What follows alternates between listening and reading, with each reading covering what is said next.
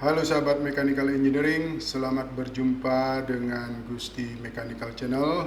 Channel ini sifatnya hanya sharing saja yang memuat materi dasar tentang Mechanical Engineering yang nantinya sahabat akan dapatkan di bangku kuliah. Harapannya semoga channel ini bermanfaat untuk para sahabat semua. Namun sebelum ke materi, dimohonkan bantuan sahabat-sahabat semua untuk melakukan subscribe, share, dan like, serta jangan lupa mengaktifkan tanda lonceng sehingga para sahabat semua akan mendapatkan notifikasi video baru dari channel ini. Selanjutnya pada gambar potongan, pembahasan berikutnya yaitu tentang fungsi dan sifat dari gambar potongan. Ya. Nah, fungsi dari gambar potongan yang pertama itu adalah membantu mengkomplitkan informasi. Ya. Membantu mengkomplitkan informasi. Kemudian yang kedua, fungsinya itu adalah untuk memperlihatkan part-part yang digunakan atau komponen-komponen yang digunakan pada benda susunan. Nah, tentu kemudian dengan gambar potongan, maka pembaca gambar akan lebih mudah untuk melihat bagaimana cara merangkai daripada komponen-komponen yang digunakan tersebut. Jadi itu fungsi daripada gambar potongan. Selanjutnya itu mengenai sifat dari gambar potongan. Ya, sifat dari gambar potongan. Nah, sifat gambar potongan itu dibuat atau digambar jika diperlukan. Jadi artinya kalau memang diperlukan maka dibuat. Kalau gambar potongan tidak diperlukan, tidak usah dibuat. Jadi kalau gambar kerja Anda sudah cukup jelas dengan gambar pandangan majemuk saja, maka gambar potongan tidak usah dibuat. Itu arti daripada sifat gambar potongan ini. Ya, tuh. Jadi dia akan dibuat jika diperlukan, jika tidak usah diperlukan, tidak usah dibuat. Karena gambar potongan itu merupakan gambar bantuan, ya, gambar bantuan. Nah, kemudian mari kita lihat di dalam membuat gambar potongan itu kelengkapannya itu apa saja. Ya, di dalam nanti membuat gambar potongan, komponen-komponen yang dibutuhkan itu apa saja, ya. Jadi komponen yang digunakan itu yang pertama itu adalah bidang atau garis potong. Bidang potong atau garis potong. Kemudian yang kedua itu adalah garis arsir. Jadi itu dua buah kelengkapan atau komponen yang nanti digunakan pada saat membuat gambar potongan. Nah, apa yang dimaksud dengan bidang potong atau garis potong? Nah, untuk kejelasannya mari kita lihat gambar berikut ini. Nah, ini ada satu benda. Ya, satu benda. Kemudian kalau kita membuat bidang potong, kemudian kita letakkan persis di tengah-tengah dari benda tersebut, ya, benda tersebut, maka seolah-olah benda tersebut itu kita potong persis di bidang potongnya. Ya, kalau dia di tengah-tengah, berarti benda ini akan kita potong atau kita belah menjadi dua bagian yang sama. Nah, satu bagiannya itu akan terlihat seperti ini. Ya, akan terlihat seperti ini. Nah, kemudian kalau kita buat gambar potongannya dari bagian yang ini, ya, dari setengah bagian benda yang ini, maka gambar potongannya itu akan terlihat seperti ini. Ya. Nah, itu pengertian daripada bidang potong atau garis potong. Nah, kemudian contoh yang kedua mengenai penjelasan daripada bidang potong dan garis potong. Ini sama seperti yang tadi, jadi ada suatu benda, kemudian kita ingin potong, ya, dengan cara meletakkan bidang potongnya di sini, ya. Nah, kemudian bidang potong yang lain itu berada di sini. Ya, seperempat bagian dari benda ini kita potong. Ya, kita potong. Nah, kemudian di sini ada tanda panah. Ya, tanda panah. Tanda panah ini itu menunjukkan arah pandangan kita. Ya, arah pandangan kita.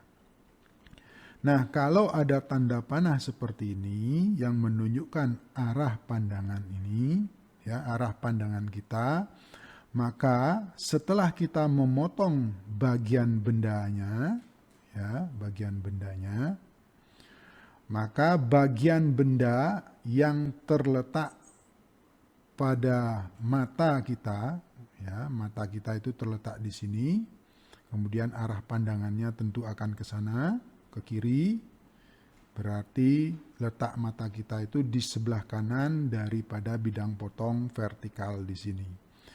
Artinya bagian benda, ya, yang telah dipotong ini, yang seperempatnya ini, itu seolah-olah kita buang. Nah, sehingga tinggal 3/4 bagian daripada benda tersebut.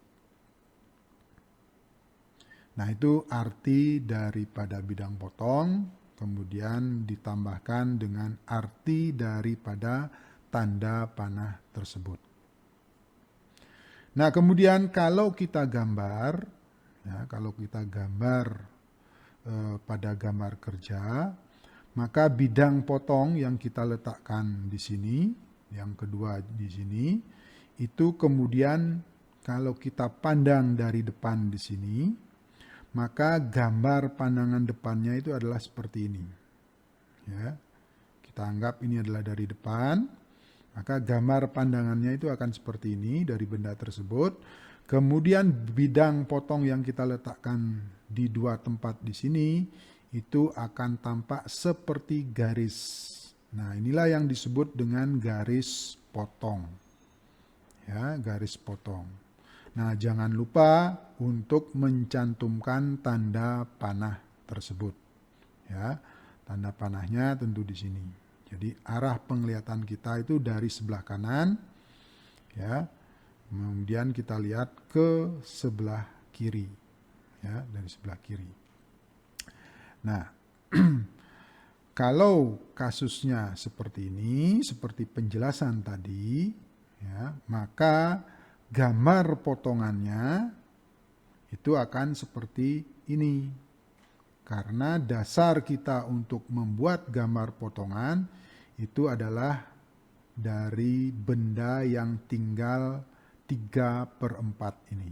Jadi mata kita berada di sini, kemudian kita pandang benda yang tinggal 3/4 bagiannya ini, nah maka gambar potongannya itu akan seperti ini. Nah, kemudian bagaimana cara kita menggambar garis potong? Ya, pada gambar kerja yang kita gambar itu bukan bidang potongnya, tetapi diganti menjadi garis potongnya, ya, seperti keterangan tadi. Nah, untuk menggambar garis potong, maka ada aturannya. Yang pertama itu adalah digambar dengan garis sumbu. Ya, berarti garisnya ini adalah garis tipis. Ya, center line, sumbu, center line. Kemudian yang kedua, ujung-ujungnya itu dipertebal. Ya, ujung-ujungnya itu dipertebal.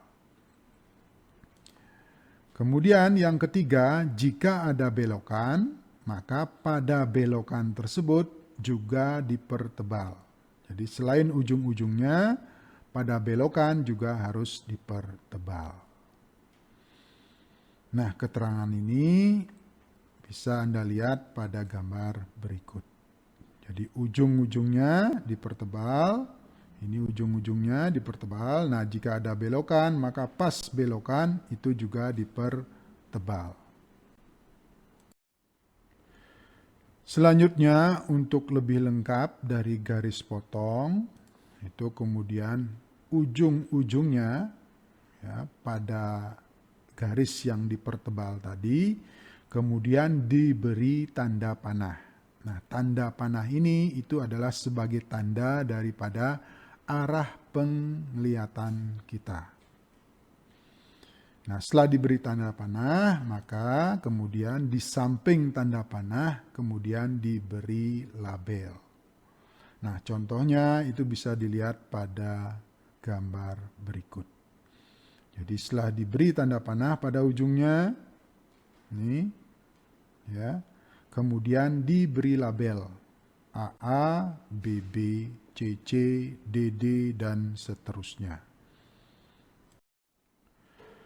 Kemudian kelengkapan kedua dari gambar potongan yaitu garis arsir. Nah, bagaimana cara membuat garis arsir? Yang pertama itu adalah digambar dengan garis tipis.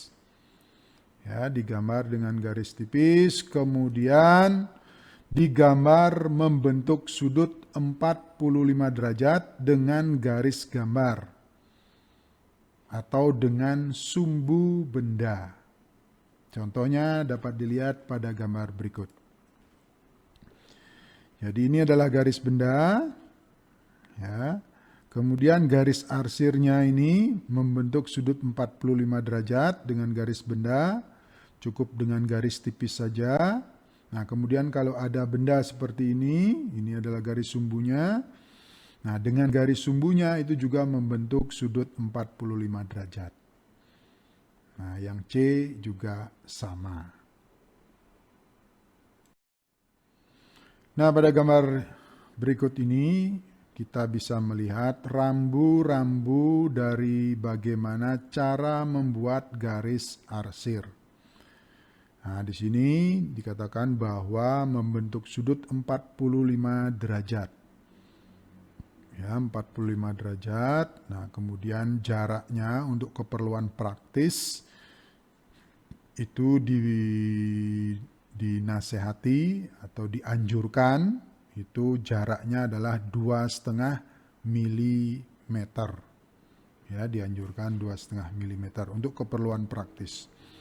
Nah, di sini Anda lihat bahwa garisnya itu persis berhenti, baik pangkal dan ujungnya itu persis berhenti di garis benda. Ya, tidak lebih dan tidak kurang. Sudutnya 45 derajat dengan garis benda, ya, jaraknya itu konstan atau sama, ya, atau seragam. Nah, beginilah cara membuat garis arsir. Nah, pada gambar B di sini dikatakan contohnya salah. Ya, salahnya itu apa? Karena jaraknya itu tidak teratur, tidak seragam. Ya, ada yang renggang, ada yang sempit. Kemudian pada gambar C, ini garis-garisnya itu terlalu rapat. Ya, di sini dinasihatin atau dianjurkan jaraknya itu 2,5 mm. Nah, ini jaraknya ini terlalu rapat. Jadi itu rambu-rambu bagaimana cara membuat atau menggambar garis arsir. Nah, kemudian rambu-rambu berikutnya, ini pada gambar D ini juga dikatakan salah.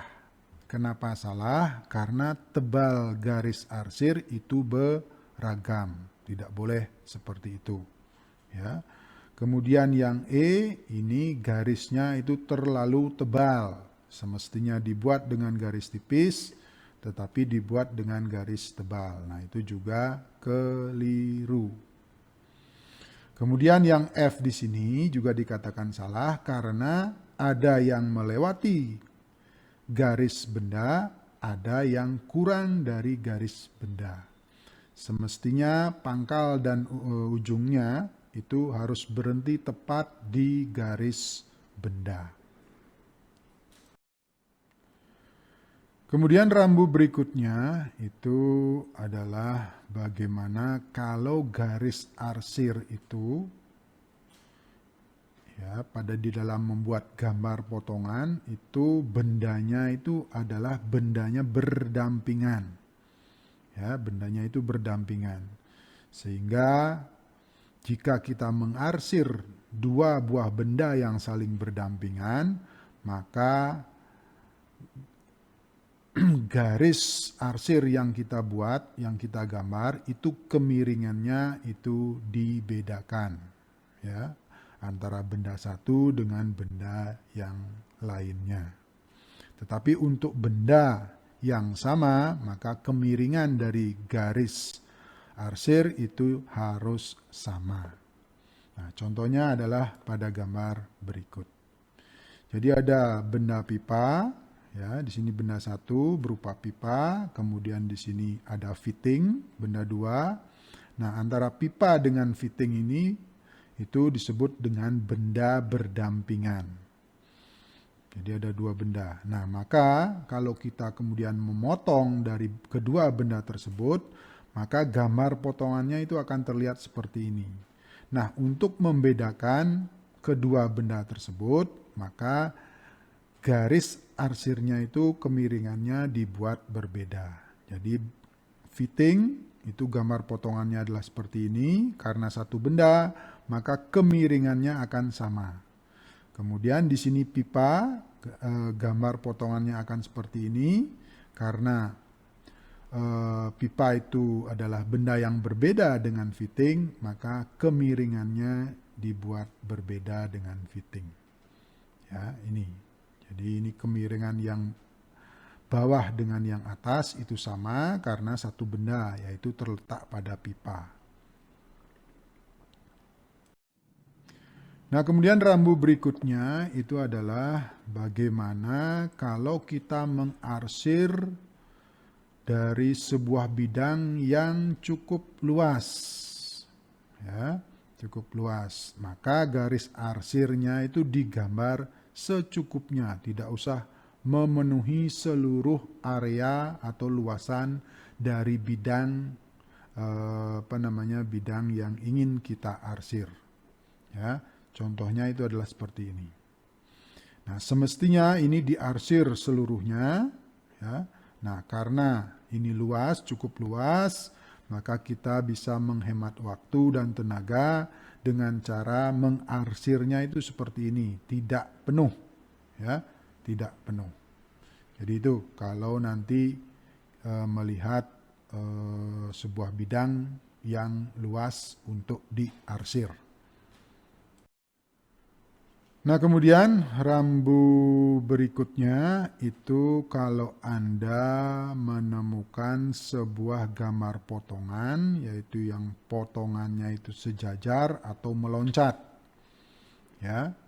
Nah, pada gambar potongan yang meloncat, itu bidang sebelah kiri itu beda dengan bidang yang sebelah kanan.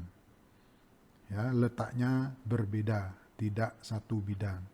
Nah, untuk membedakannya, kalau memungkinkan, ya, karena di sini dipisah dengan garis sumbu, ya, maka garisnya itu kemiringannya sama, tetapi dibuat berbeda. Nah, di sini dibuat selang-seling. Ya. Ini dibuat selang-seling. Anda lihat di sini pada garis sumbu. Ya. Ini bidang yang satu, kemudian ini adalah bidang potong yang kedua. Ya. Bisa dibuat seperti itu. Ya, untuk membedakan, untuk memperjelas bahwa bidang yang sebelah kanan itu beda dengan bidang yang sebelah kiri. Itu kejadian pada gambar potongan meloncat. Ya, pada gambar potongan meloncat. Demikian pembahasan materi untuk kali ini. Jika para sahabat ada komentar, pertanyaan, saran atau ide, silakan ditulis di kolom komentar di bawah. Diucapkan terima kasih banyak untuk sahabat semua. Sampai bertemu kembali pada video selanjutnya.